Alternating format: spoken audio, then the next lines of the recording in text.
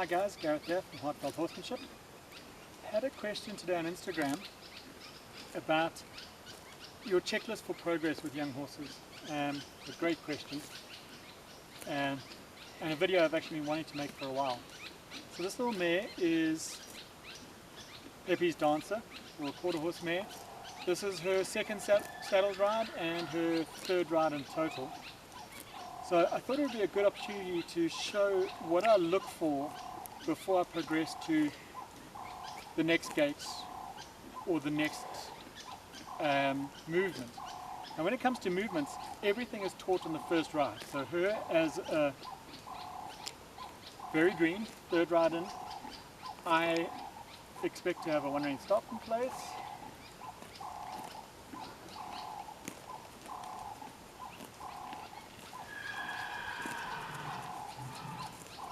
On a standstill, so one-rein stop, also lateral flexion, but you'll notice that when I do a one-rein stop I don't start with the rein. It starts with my seat because that's what teaches them to listen to my seat once we get riding. So I need, first bareback ride she will learn all these things, and then by the third ride she's done it 3 times, well, had 3 rides of learning it. And then I'll do a hindquarter disengagement. Now, at this early stage, we're not looking for perfection, we're looking for understanding that they are trying. The hindquarter disengagement, I want at least one of them good though, because that causes relaxation, so it's a very important tool. She's a little sticky on this side, which I'm fine with right now. I'll accept it, accept the slightest try, and keep progressing it. So on this side is the one that she's been a little bit sticky on.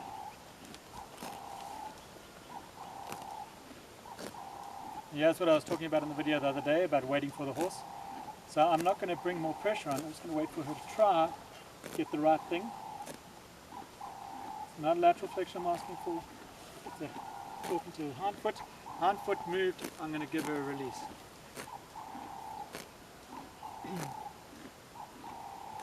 Okay, give her a little bit of a dwell time.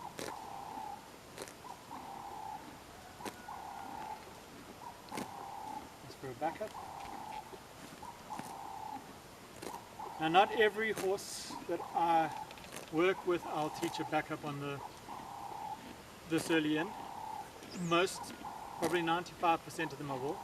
But a very forward horse,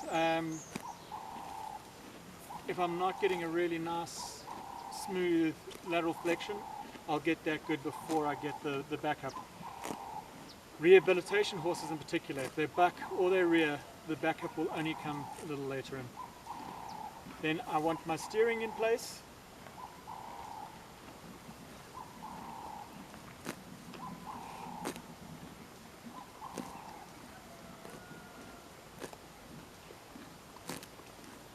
Okay, right.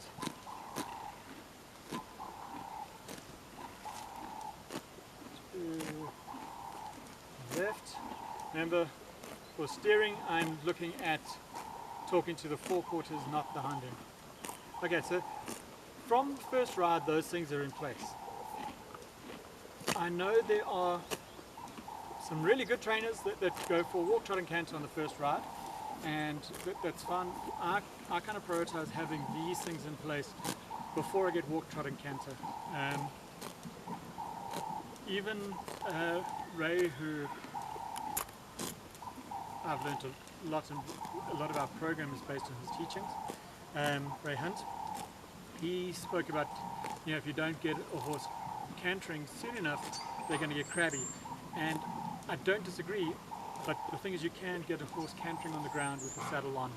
And in my experience, that does get them used to the feel of it, so that I can slowly move through my cues, that I can be smoother at each of my cues before I move up to a higher gate.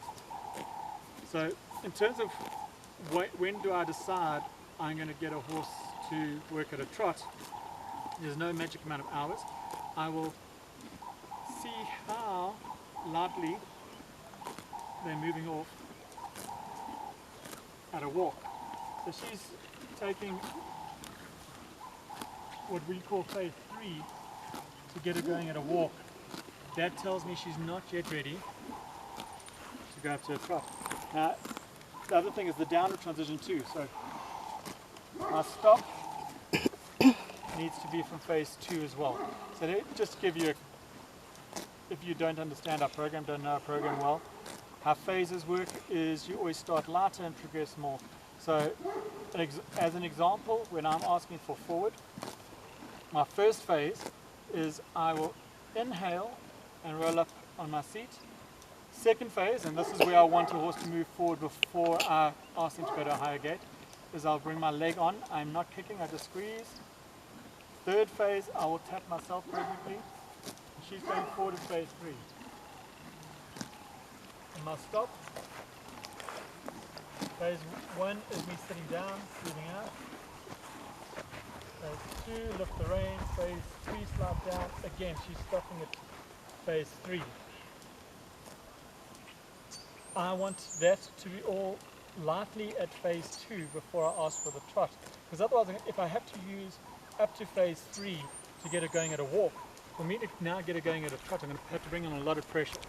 And that means she hasn't really understood, and the chance of bringing in anxiety and getting her in trouble, and myself in trouble, is much higher. Great guys, I hope that helps.